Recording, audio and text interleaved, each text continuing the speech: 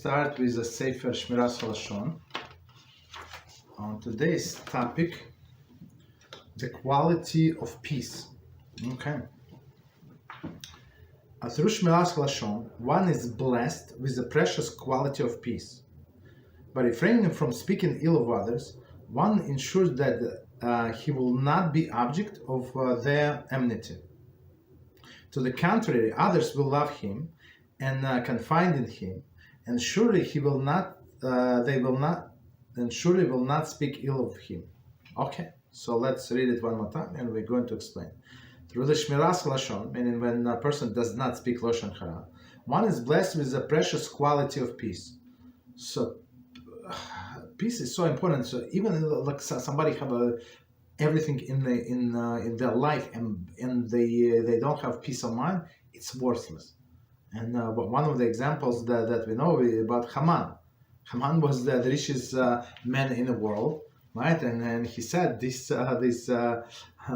Mordechai does not bow to me, so he didn't have peace of mind. So he said, what is my position worth? What is everything worth if I don't have peace of mind? That's first example came to my mind, right? And same as other people. Don't have harmony, don't have peace, nothing, right? So the Shmiras Haloshon is actually the one that can bring peace into somebody's life. But refraining from speaking ill of others, one ensures that he will not be object of their enmity. So meaning if we don't speak of others, there is no reason for them to hate us, right? To the contrary, others will love him and confide in him, and surely will not speak ill of him. Okay.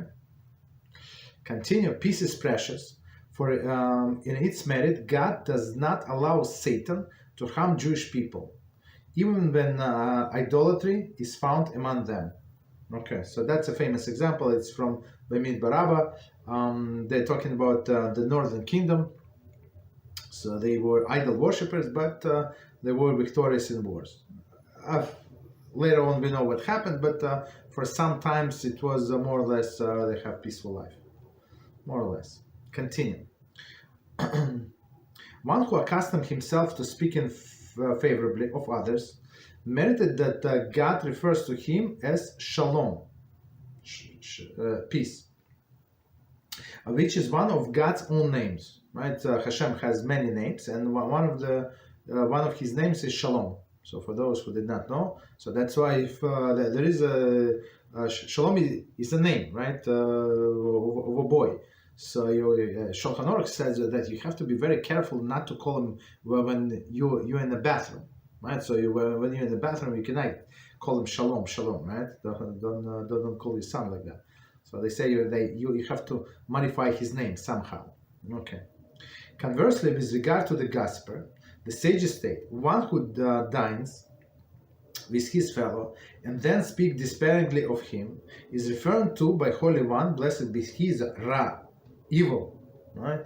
As it is written, deceit in heart in those who plot evil. Mishlei 12:20. So that's what some people do. They socialize and try to get some information, new juicy gossip, and then speak about this person behind his back, right? So Hashem called him Ra. Not a good thing to have a title Ra. Okay, Ra, it's bad, evil. Continue. One who belittles others will, in the end, be the subject of the scorn, aside from retribution that he will incur. Right? So one more time, this sentence, very important.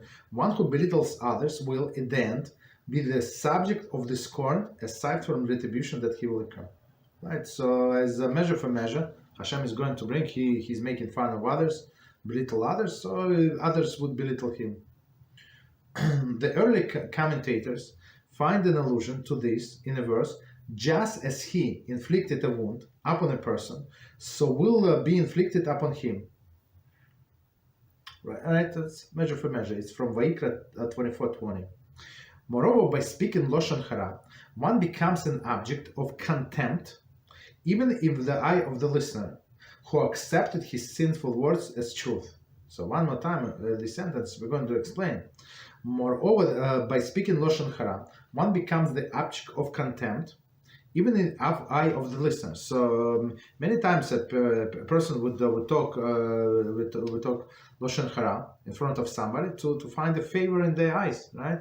But the outcome, as our sages say, he would be contemptible in the eyes of the listener. So this listener would think, look, if he's talking about his friend like this, that told him all this information in secret, so needless to say, what he's talking about my back, about me, right?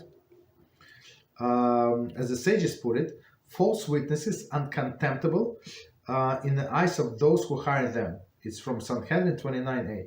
So all of these false witnesses, so okay, because they it's like what is it called? It's like a double agent, right? So everybody hates those double agents because they do not know who he's working for this side or for that side. Some of these false witnesses, even the people who hire them, they hate them, all of the witnesses. Very interesting. That's a natural reaction. And his listeners will forever suspect that he might be the one speak ill of them. For sure. For sure, if he's a person would think, if he is speaking to me about such a prominent person, such a righteous person, so badly, so needless to say, he's talking about me behind my back, for sure. Okay, let's stop here.